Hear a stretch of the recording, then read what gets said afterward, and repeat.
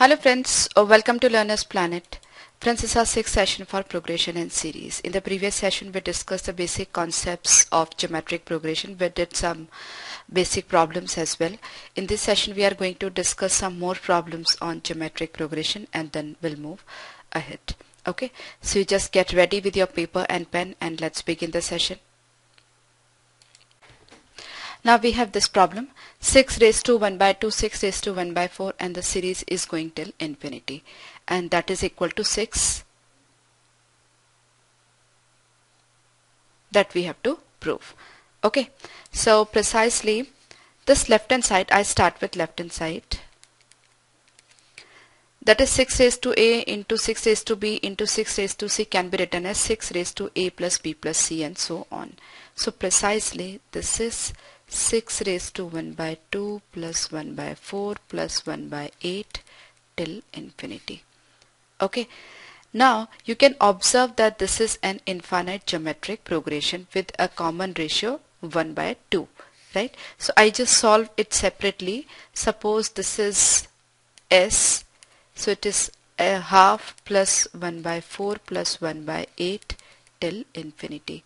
Okay, now what is the formula for sum of an infinite geometric progression? S is equal to a upon 1 minus r, where r is less than 1. Okay, and a is the first term. So a is the first term, that is half, 1 minus r is again half, right? Second term divided by first term, that's the common ratio, and that's again half over here, right? So it is half by half, that is 1. That means sum is equal to 1.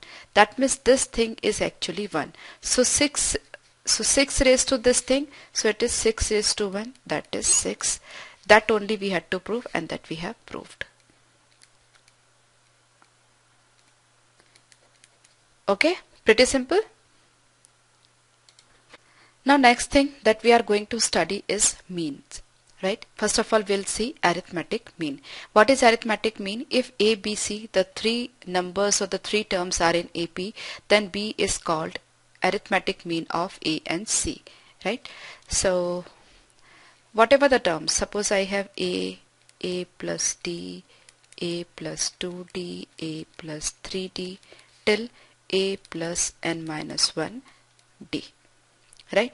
So this is an arithmetic progression. So suppose we take these three terms, then the middle term will be arithmetic mean of these two terms. Suppose we take these three, then this term will be arithmetic mean of these two terms, and so on. Right?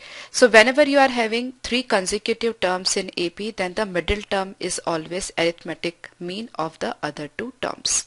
Okay, so here ABC are in AP, that means the difference between B and A is equal to the difference between C and B, right?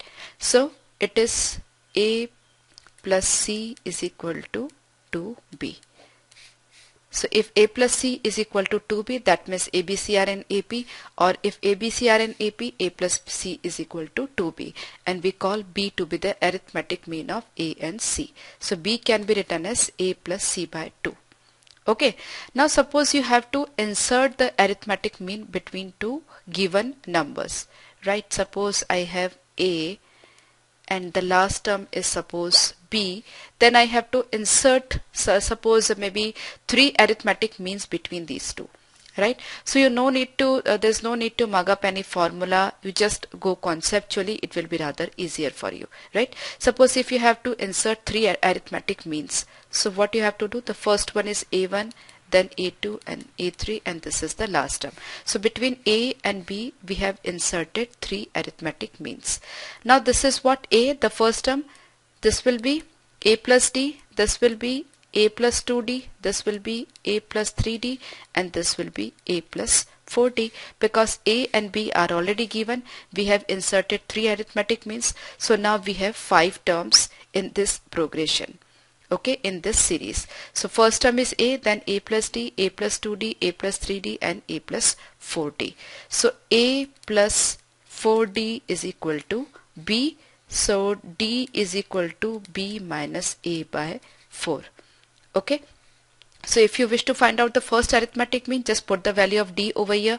Second arithmetic mean, just put the value of d over here, and similarly over here. So you'll be getting A3, that's the third arithmetic mean, right? So no need to mug up any formula for this.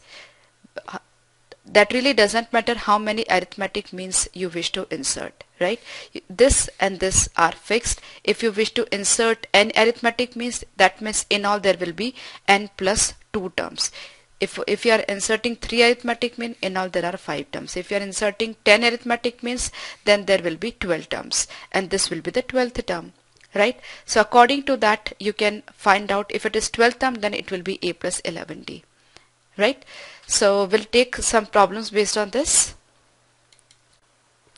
Now this is the question. If n arithmetic means are inserted between 20 and 80 such that ratio of first mean to the last mean is 1:3, then find the value of n. Okay, so this is 20 and this is 80. We have inserted n arithmetic mean. So this is a1, this is a2, this is an last mean, and this is 80. So in all there are n plus 1 plus 2. So in all n plus 2 terms. This is the first term that we can say a. This will be a plus d, right? This is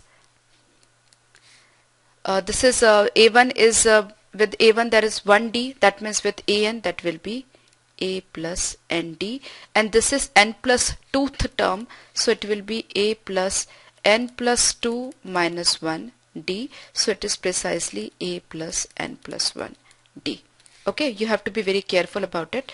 There are n arithmetic means, so plus 1 and plus 1 and plus 2 terms are there, so it will be n plus 2th term. So n plus 2th term can be written as a plus n plus 2 minus 1 d. Simply we are using the formula of nth term, nothing else. Instead of n, here it is n plus 2. Okay, so a plus n plus 1 d. Now you know a is 20, then you know a plus n plus 1 d is equal to 80.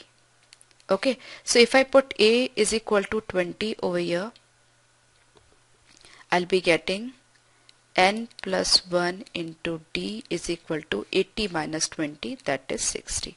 That is the first relation. After that, the ratio of first arithmetic mean, that is a1, and last mean, that is an, is 1:3. That means a1 by an is equal to 1:3. So a1 is what? A plus d, and a we know 20, so a1 is 20 plus d.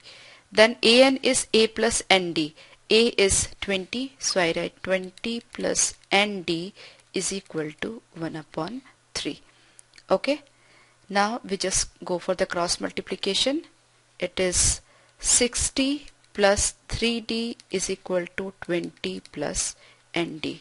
Okay, so nd minus 3d is equal to 40.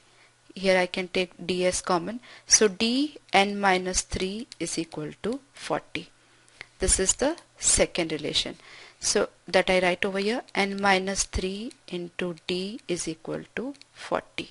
Okay, now if I divide this expression by this expression, d will be cancelled and I'll be able to get the value of n, right?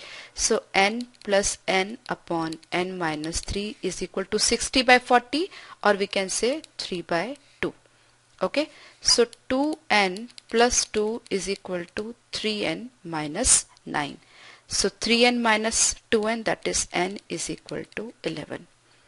Okay, so n is equal to 11. So if I put the value of n over here, or maybe here, I can get the value of d as well. So 11 minus 3 is 8. 8d is 40. That means d is equal to 5. Right? Now what we have to do? We have to find out the value of n. So that we are already done it. That is 11. D we have found out as 5. So if you wish to find out the arithmetic means, that also you can find. A plus d, d is 5 and a is 20. So 20 plus 5, then 20 plus 10 and 20 plus 15 and so on. Okay, so this is how you can solve the problems based on arithmetic means, and that's really simple. You just go this way, so you don't have to mug up any sort of formula. Okay. Now we see this problem. If x, y, z are in AP and A1 is the AM of x and y and A2 is AM of y and z, then prove that AM of A1 and A2 is y. Right? So first of all, let's find out, let's write it down, whatever is given to you. So x plus y is equal to 2A1. A1 is AM of x and y. So x plus y is equal to 2A1. A2 is AM of y and z. So y plus z is equal to 2A2. Right? And the third thing, x, y, z are in AP. So x plus z is equal to 2y. So we are having these three relationships which are given to us. Now to prove AM of A1 and A2 is y, that means we have to prove A1 plus A2 is 2y. Right? So this we have to prove.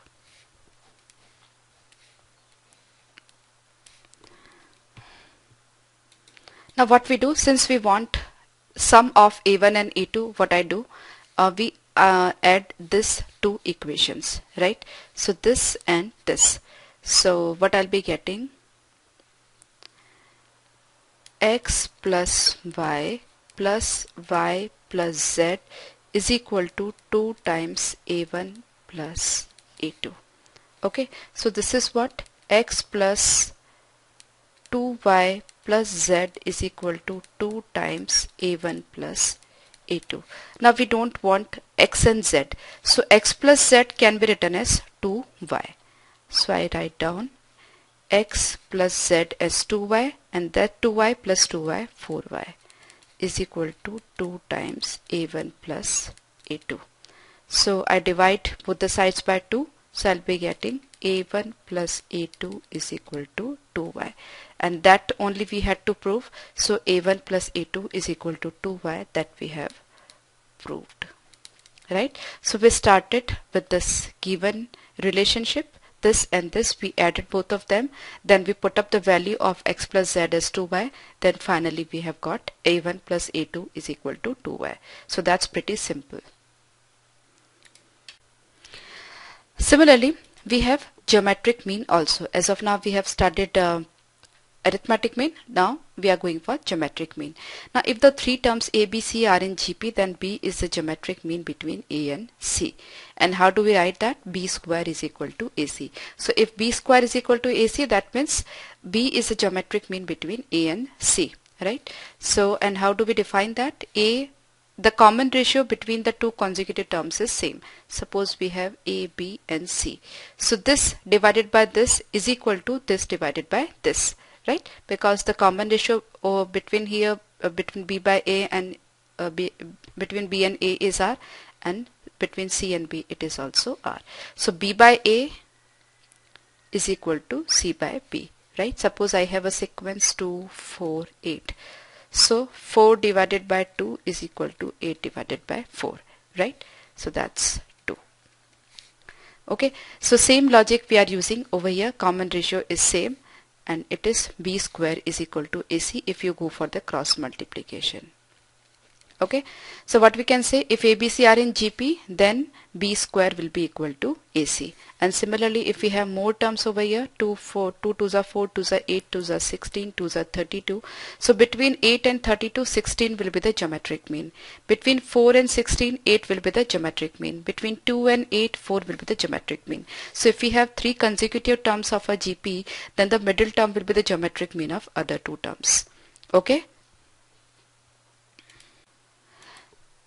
Now we have seen insertion of arithmetic means. Similarly, we can insert even geometric means also, right? Suppose I have the first term as A and I have the other term B, and I have to insert n geometric means, or say maybe 5 geometric means, or maybe say 4 geometric mean, 3 geometric mean, whatever. So first of all, I just take a small example, 3 geometric means.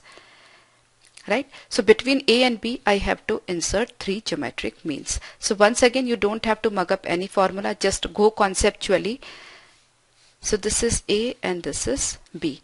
Now I'm inserting 3 geometric means. So it is GM, G2, G3. So 3 geometric means plus 1, so total 5 terms will be there, right? Now since this is a geometric progression, if it is a, the first term, then it will be ar, it is ar square, it is ar cube, it is ar 4, right? So you can get the value of r using this and this. Here b is equal to ar4, so r4 is equal to b by a, right? So r is equal to b by a raised to 1 by 4. So you put up the value of a and r over a is a, that is the first term. R you put the value b by a raised to 1 by 4, you'll be getting the first geometric mean. Similarly second and the third. Okay, so this is how you can insert the geometric means without mugging up any formula for the same. Okay, we'll be taking few examples for that. Now find a GP for which the sum of first two terms is -4 and the fifth term is 4 times the third term. So I just write down the GP till fifth term: a, ar, ar square, ar cube and ar 4. Right? So these are the 5 terms of GP. Now the first relationship, first sum of first two terms is -4. That means a plus ar is equal to -4. Fifth term is 4 times the third term. Fifth term is what? ar4. It is 4 times the third term. Third term is ar square. Right? A and a is cancelled. R square is equal to 4. R is equal to plus minus 2, right? So we got the values of R. Now if you put up the value of R over here, we'll be able to get the value of A, right? I take the value of R as 2. So it is A plus 2A is equal to -4. 3A is equal to -4. A is equal to -4 by 3. Right? So we got the value of A as -4 by 3 when R is equal to 2. So you put up the value of A and R over here, you'll be able to get the 5 terms of the GP. Okay. Similarly, if you put the value of R is equal to -2, then you'll be getting the different value of A. So one more sequence you'll be getting with one more set of A and R. Okay. So that's pretty simple. I don't have to do that, I guess. And I hope you are getting this problem. Now this sum, if pth, qth and rth term of a GP is this, prove that.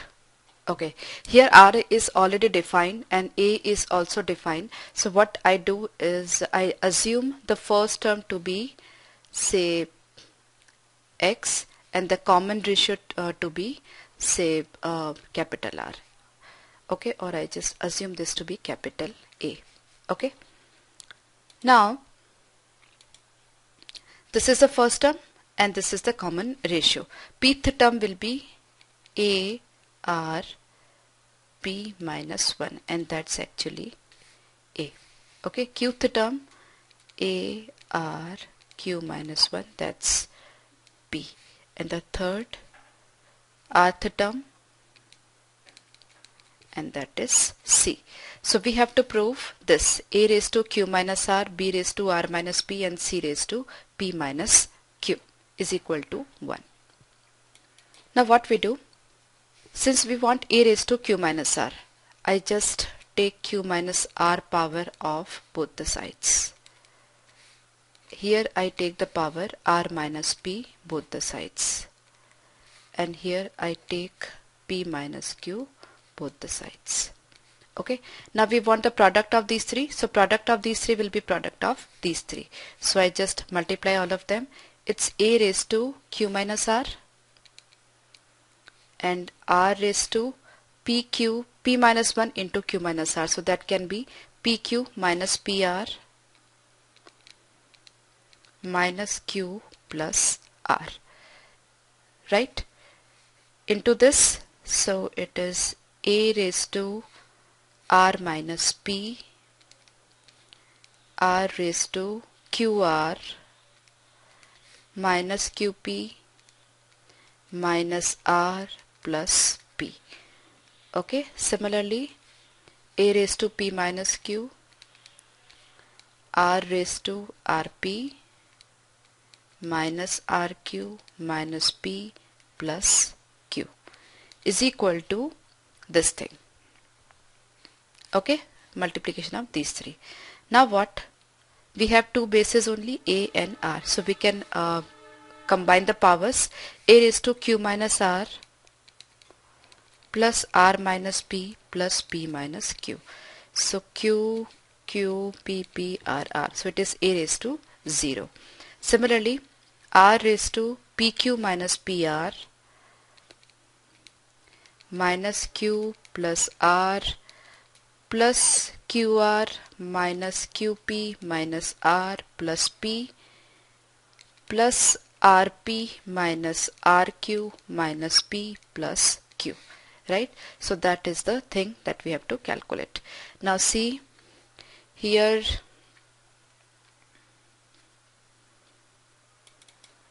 I have negative q, here I have positive q. So cancelled, positive p, negative p, cancelled, negative r, positive r, cancelled, pq positive, pq negative, PR positive, PR negative, QR positive, QR negative. So everything is cancelled and we are getting r raised to 0, and that's 1. So it is a raised to 0, r raised to 0, that is 1. So this way we can prove it very easily. Right? What we have done?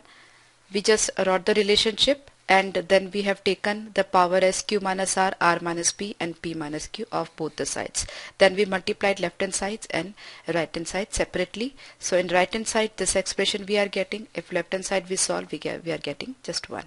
Okay. So friends, in the next session we'll be taking more problems based on arithmetic progression, geometric progression, arithmetic means and geometric means. Do revise this session and the previous ones. Bye bye.